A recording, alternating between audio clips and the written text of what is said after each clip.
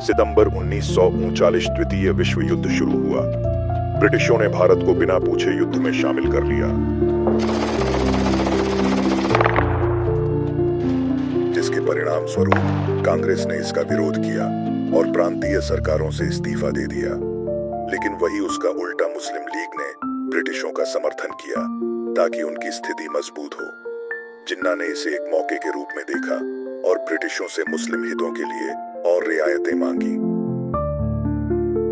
मार्च 1940 में मोहम्मद अली जिन्ना ने लाहौर अधिवेशन का एक ऐतिहासिक प्रस्ताव पारित करवाया था, जिसे बाद में लाहौर प्रस्ताव या पाकिस्तान प्रस्ताव कहा गया।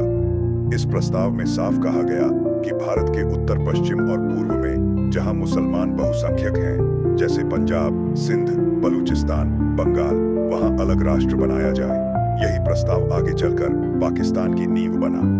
इस अधिवेशन में जिन्ना ने यह तर्क दिया कि हिंदू और मुसलमान दो अलग अलग कौमें हैं, जिनकी संस्कृति, धर्म, कानून और जीवन शैली अलग है, इसलिए एक ही राष्ट्र में रहना संभव नहीं।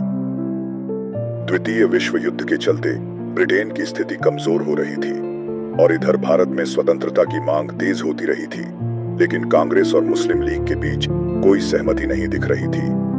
महात्मा गांधी ने 8 अगस्त 1942 को भारत छोड़ो आंदोलन शुरू किया, जिसमें लाखों लोग सड़कों पर उतरे और अंग्रेजों भारत छोड़ो का नारा गूंजा।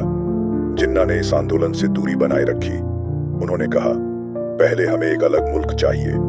बाद में ब्रिटिशों ने इस आंदोलन को दबा दिया। गांधी और कांग्रेस के नेता जेल में डाल दिए गए और इसी दौरान मुस्लिम लीग को अपनी ताकत बढ़ाने का मौका मिला। जिन्ना ने मुस्लिम बहुल प्रांतों जैसे पंजाब, बंगाल, सिंध में पाकिस्तान की मांग को जन आंदोलन में बदला।